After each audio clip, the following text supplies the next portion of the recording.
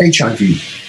Just those three letters bring up so many images, some from the adverts from the 80s, some of people on their deathbeds. The thought of HIV, oh, it's a death sentence, oh, we can catch you from all sorts of things. But is that really the case? Spoiler, it's not. What's it like living with HIV? What's it like living with a partner who has HIV? Can you have a good quality of life together? That's what we're looking at today in this episode with my special guest, Dan Sadler.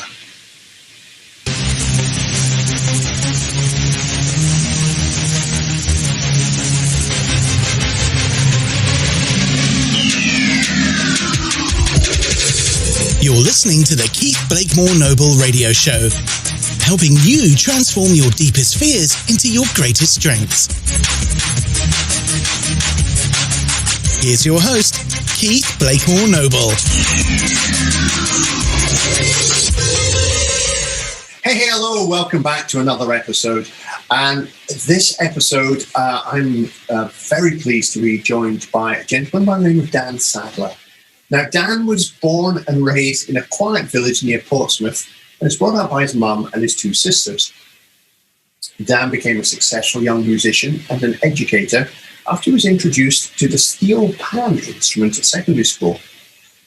After many years performing all over the UK, touring over 50 countries, multiple TV appearances, and performing at concerts in venues like the Royal Albert Hall, the Royal Festival Hall, and even performances numerous times for Her Majesty Queen Elizabeth II, he made the move to London to further develop his musical career. And that was where he met John, and he settled down into a new life in London. What he didn't know at the time was that journey would lead him to start his own businesses, becoming a biohacker and wellness expert, to start public speaking, and also to work with the UK's largest business network. While music is still a strong passion, it's now something Dan does mostly for the love of music and not relying on it to earn an income. Now, HIV, the topic of today's episode, HIV wasn't something that Dan had given any consideration to until he found out that his partner was living. Today, he finds himself speaking about HIV more and more based on his experiences living with it. He now has the ability to empower others to see that it's not necessarily a death sentence anymore. That's why Dan's with me today. He's here to speak about his journey and to dispel some of those myths. Hey, Dan, how are you doing, sir? Hi, Keith. It's so glad to be here. Thank you for inviting me to come and talk with your lovely audience. I'm great, thank you. Very excited. Good to hear. And thank you so much for taking time out to talk with us about this. I know it's a very, very personal topic, and I know a lot of people will be able to pick a lot of useful information from this. Before we dive in, we've heard your bio, we've heard a bit about some of the frankly amazing places that you've played and performed, but who is Dan in a nutshell? Who's Dan? Who is Dan? Right. Okay. So I am a creative-led person. Everything about my history and my past screams creativity, from touring and performing to composing and arranging music to just everything about me. It always involves creativity. Even when I started to set up my business, I was more enthusiastic about the creative side and the developing stuff than I was about kind of the nuts and bolts of it. So that still runs through me. The creativity still runs through me. But as I said, like, music is something now that I do for the love more than for the income, because 25 years in the music industry, and a lot of musicians end up relying on teaching, on education to provide an income. And education for me is not the place that best suits me. It's not the best place for my energy. So just a little bit more about my stories. When I moved to London was probably the most impactful and the biggest change that I'd ever made in my life. So I moved to London in 2013, and it was like going back 10 years in the past, but in a new place. It was like I was a young man again. I was living on sofas and moving around from house to house, and I was picking up all these little jobs in schools. And that was the main intention for moving to London. But I picked up a specific job in Chislehurst, which is where I live now. And it was on the way down to Chislehurst from Tottenham. If you know London, it's they're on the opposite side. So I was living in North London and traveling down for work. The first real job that I got in London felt like an eternity away, like in terms of distance. It felt like a million miles from where I was living. And just to make matters worse, there was tube strikes on the first day that I went down to that job. So I didn't actually make it on that first day. So the second week when I went down there, it was actually, I'd gone down, I'd done the teaching job. It was all good. And I was on my way home. And I bumped into John on the train platform, and we just started chatting, and we just started getting to know each other. And that was really the start of the journey for HIV for me. And it was also a big part of our journey of health and wellness, how I became a biohacker. And I just want to dispel one myth there about biohacking. It's not like crazy computer hackers that are trying to mess you up. Bio means body, and hacking genuinely means optimization. So what I do is looking at scientifically validated ways to enhance your body's performance. And that's where I am now, trying to help people do that. Gotcha. Yeah, that must have been quite the commute for your first job from the top of London to the south. Nice. But of course, if it hadn't been for that, you wouldn't have met John. And it means we wouldn't have been talking about what we're talking today, which is all about HIV. Now, we're going to dive into exploring the myths about living with HIV. But just before we do, for people who may be not fully aware of what it is, what actually is HIV? Okay, so HIV is a human immunodeficiency virus. It will backtrack via your cells, via your body mechanisms, through your RNA into your DNA, and it will basically change and create a new way for your cells to be created going forward. So the virus is a very clever virus that can hide in the body, and your immune cells, your helper cells, your white blood cells, for example, they can't identify it as a virus or as a baddie in the body. And I believe that's genuinely because of the way it backtracks into the DNA.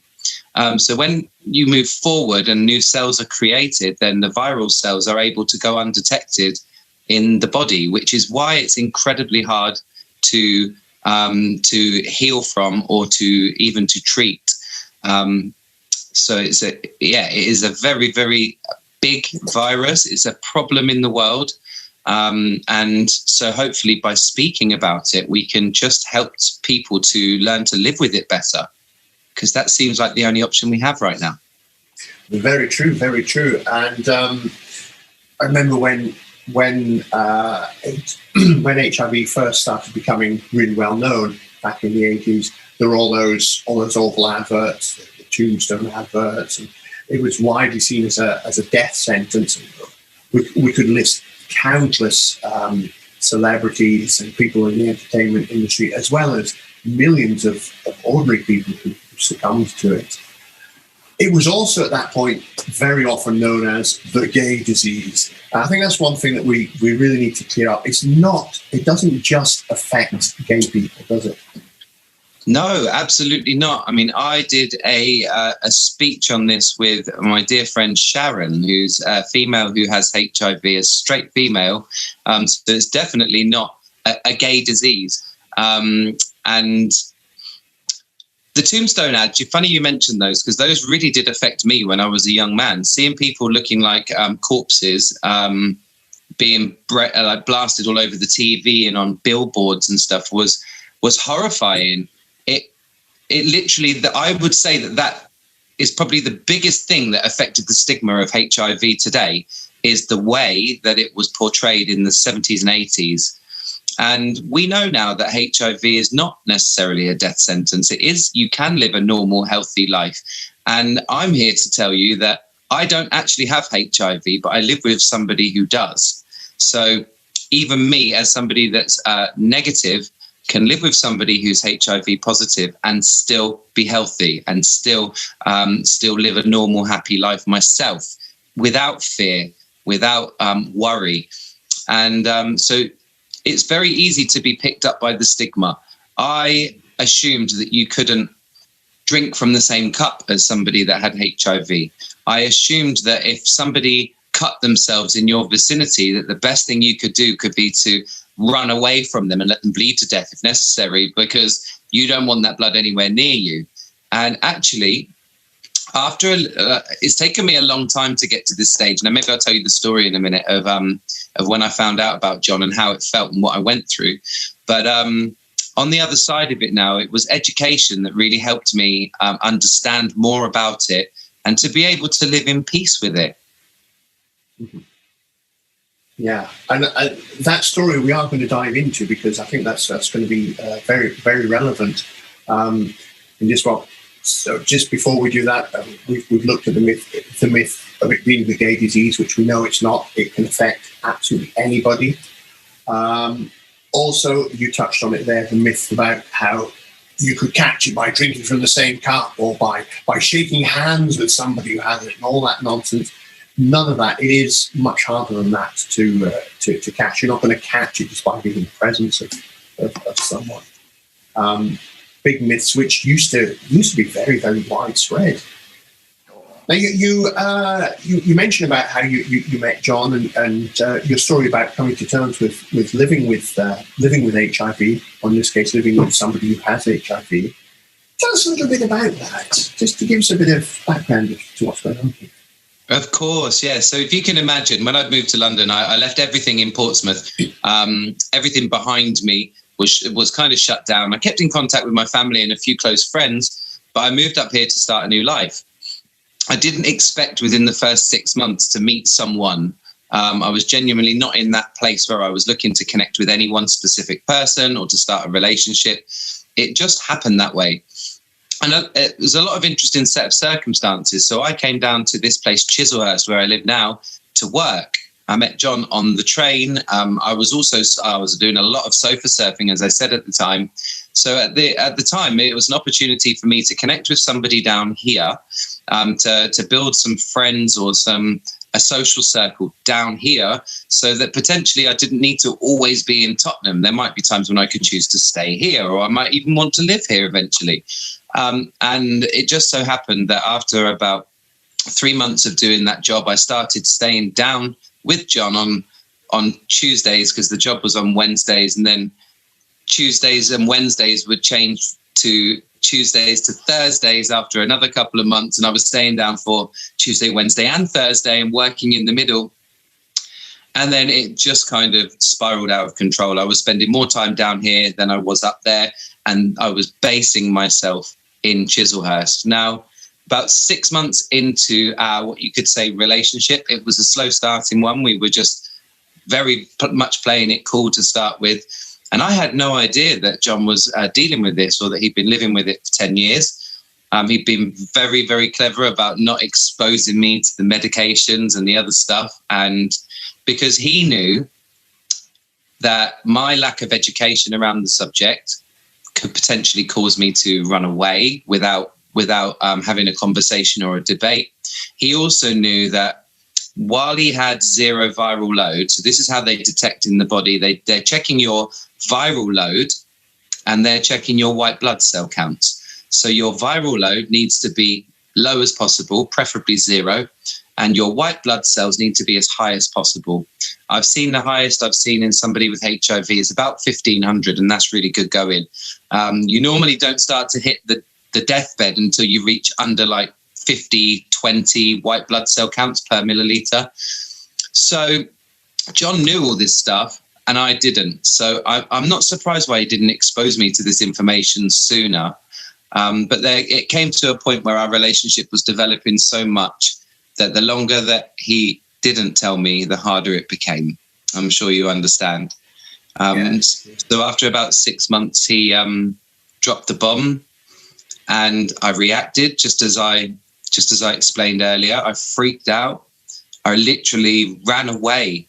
I went back to Tottenham, started sleeping on the sofas and the floors again, and but I was actually genuinely in such a state of fear that I wouldn't even pick up the phone when he called me, and I wouldn't call him back. And this went on for about 2 or 3 days until one specific moment where he called me. I think I was in Tottenham coming out of a job in a school, waiting for a bus. And he called me and I answered it. There was a longing there inside me. There was something that was missing. There was something about the previous 6 months that told me that I actually genuinely needed to be with him, near him, around him. There was a pull. There was something pulling me back there. So I answered the phone and we had a conversation. John had a chance to explain a little more to me. He helped me out by booking me an appointment at a test centre in central London. And we arranged to meet that evening. So we met at about 7 o'clock. I think it was somewhere in Kensington, and we went along to one of the main HIV centres that where they do a lot of the tests in London. And I, like Keith, I was a gibbering mess. I was shaking like a leaf, crying my eyes out. Actually, I was like a baby, like I've regressed 35 years. And I was sat in this place. And as I got called up, it just got worse. I could barely walk into the room. The woman could see that I was a mess. So rather than just give me the blood test, which would have taken about 2 or 3 days to get me the results, she could tell that I was going through so much anxiety that she gave me the instant test and the blood test. So the more definitive test. So she gave me 2 tests on the day rather than 1 like she should have done. So really nice lady. And that put me at ease. So as soon as I knew, John had been trying to convince me, you don't have it. You don't have it. There's no way you can have it. I still didn't believe him because I didn't know. But I didn't have it. So that was a platform for us to rebuild our relationship. It didn't need much rebuilding, to be fair. There wasn't much love lost. As soon as I realized that I was safe, we started to implement things that could help me deal with it. So John called up his specialist and she came around the house and she just basically answered my questions for about 2 hours. Any question that I had, she had the answer for. And everything she said taught me so much, to the point that after that 2-hour conversation with an expert, I was an expert myself, basically. I understood how it worked. I understood what we needed to do. Got you. So, I mean, what are kind of the biggest questions that someone in that situation might have? Someone who's just discovered that somebody they're dating is HIV positive, or perhaps just somebody that they know, a friend or whatever. What's kind of going to be the biggest questions that are going through their mind, and what are the answers that you can offer to help reassure them? Okay, well, the best thing I can think of is just think about the questions that I was asking, because my questions were more about sex. They were about the safety of it. And they were about the use of contraception and how it helps. It all seems like quite basic stuff, but I was also interested in how I can break this to my family, like how I can tell them, because that was, when it came round to it, that was actually just as hard as finding out myself, actually having the guts to tell my mum, my dad, my sisters, my friends. So I think the first question that I had was literally, it was based around sexual intercourse and how it can happen and how it can work and what the risks are, what the rates of transmission are of somebody with a 0 viral load. Well, I believe strongly that the answer is 0. If you're with somebody who has a 0 viral load and has a good white blood cell count, even if they have HIV, you are safe. Got it. So that's an important point to realise. Does that mean completely safe, or does that mean safe while still taking precautions? What's the safe whilst the person that has a diagnosis of positive HIV is on the medications? So, I mean, this is one thing about the medications, is that's another thing to do with the stigma. They are lifelong medications. You will need to take them for the rest of your life. That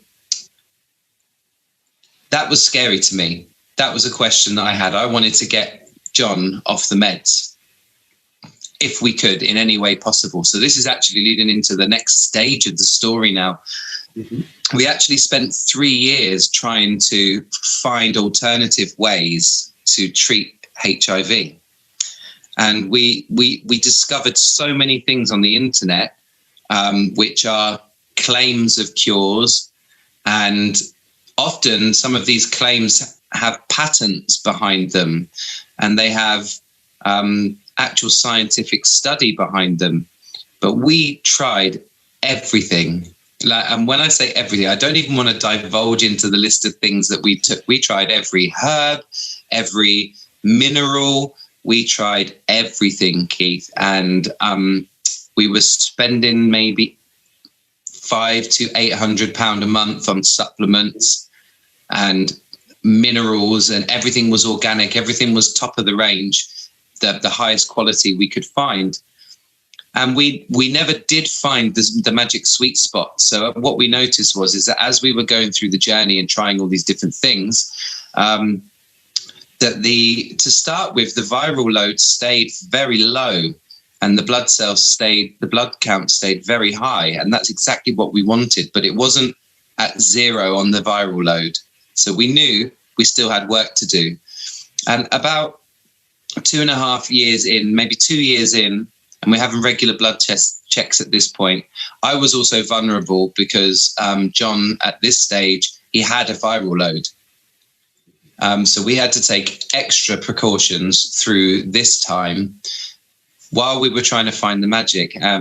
We genuinely couldn't. There are people out there that treat it without the antiretrovirals, and every body is different. And people that are off the antiretrovirals will never always have a 100% guaranteed 0 viral load. But there must be a way to do it. So as a part of our mission, which is to find a way to eventually get John off the antiretrovirals, because they're very, very strong medications. And while they are currently keeping him alive, we would like to get to the point where we could get him on something more natural. Who knows? With the research that's going on in virology and epidemiology right now, is the answer just around the corner? Very true. Let's hope it is. And so I'm guessing basically the antiretrovirals are, although it's lifelong medication, if you're on them, your ultimate aim is use those for now to keep John safe and protect his quality of life and basically keep him safe and healthy, whilst you're continuing to look for what you hope will be the ultimate solution. Yeah, I mean, really interestingly, that it was around about 2016, I believe. I'm not sure of the exact date, but there was an air flight, a Malaysian Airlines MH17, which was downed over Ukraine on a journey from the Netherlands to Sydney. Now, hundreds of HIV experts had converged on the Netherlands to board this one flight of the day to get over to Sydney for the global HIV and AIDS conference. And that plane was sadly downed over Ukraine by military. Now, who knows? Was that an accident? Was it not? I mean, it's not my place to say, but I mean, it was very interesting that happened, that all of the world's leading experts in HIV would have been on that plane going to that conference. Did the cure for HIV go down with flight MH17? Who knows? Well, yeah, that's certainly a possibility. As you say, we'll never know, but it is a very, very disturbing thought. So just touching on the retrovirals again, I think that's an important point for people to realise, because, again, so many people still to this day have the perception that HIV is a death sentence. Once you've got it, that's it. We've seen all the very distressing images. But the reality is, these days, with medications and treatments that are available, yes, you need to be on them for life, but you maintain a full good quality of life, the same as anybody who's not HIV positive. Is that correct? Yeah, absolutely. And I genuinely believe that back in the day, the medications were much stronger than they are today. The medications, when they first were facing this challenge, were produced quickly. They were produced to get a very quick result. There are some people out there that would argue and say that the medications are what caused the people in the tombstone kind of videos laying on the hospital beds just completely dying. That it was the high dose AZTs that caused them to their bodies to go into shock and to cause that to happen. And what's happened is over the years is they've toned the medications down. They're much softer, but they still get the right result. So they've been working on it for years, and there's new medications coming out all the time. So yeah, let's hope that they, as they continue to work on it, let's hope they can crack it and come up with a cure. And meanwhile, it's very reassuring to know that if someone does contract HIV, it is no longer a death sentence. You can have a very long, very healthy life. Absolutely. It's a fascinating topic. We could talk about this for a long time. Unfortunately, time is catching up on us. Where can people find out a bit if people are facing this situation, or they know of people who are facing this situation? Where can they find out some more information and get help and just be reassured that they're not alone? Okay, so if you have HIV, or if you live with somebody that has HIV, or you have a good friend that has HIV, the best people that you can go and talk to genuinely would be the people that the person with HIV goes to. So the clinic, go to the clinic, speak to the experts, get them to answer your questions. Find other people in your situation. So this was a big thing for us, is that for me, I wanted to find another couple that were going through the same journey as us, trying to get off the meds. And we couldn't find one person over those 3 years who could give us a clear indication of a way forward for us. That was a big part of it for me, was finding some social proof of people that were actually doing it. Well, we never found that, but fingers crossed that just by getting this message out there, that there are people out there that could potentially help me and John as well. I'm prepared to share my story further and have conversations with anyone that is feeling the need to talk about it. I can't proclaim to be an expert, but I can proclaim to have the experience of dealing with it emotionally more than anything. So if any of your fans and followers and watchers and listeners are looking to connect with me, you can find me on facebook.com/Dan Sadler UK. That's my personal profile. I'm more than happy for you to connect with me, and more than happy to have a chat with you over there.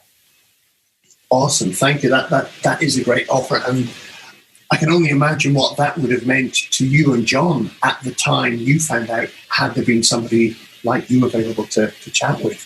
So that's facebook.com/Dan Sadler UK. That is the one. That's perfect. Brilliant. Connect with Dan there. He, as you said, he'll be more than happy to help you navigate this whole situation. Dan is also available across social media. He's got other links as well. As usual, they're all in the show notes for this episode, which you can find in the usual place, keithblakemorenoble.com/show. Look for the One With Dan Sadler. You can find out his bio, links, all sorts. That's really it. Dan, I just want to thank you for taking time out. I know you are a very busy man. I just want to thank you for taking time out to share this with us. It is a very important message that you've helped us to understand, that HIV is not death sentence. HIV is not the scary disease that you can catch just by being in the same room with someone. And it is entirely possible to live a long, happy and healthy life with HIV. Thank you so much, Dan. Really appreciate you taking the time. And thank you, dear listeners, dear viewers, for catching us. If you enjoyed this episode, please remember, subscribe, give us a like, give us a rating and a review, share it far and wide. I'll catch you in the next episode. And until then, take care, look after yourself, and remember that change is always possible. And when you change your mind, you change your life. Bye for now.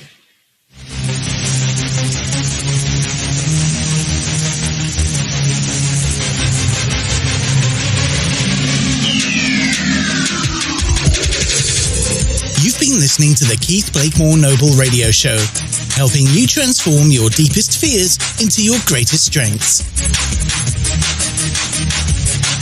To find out more, please visit keithblakemorenoble.com.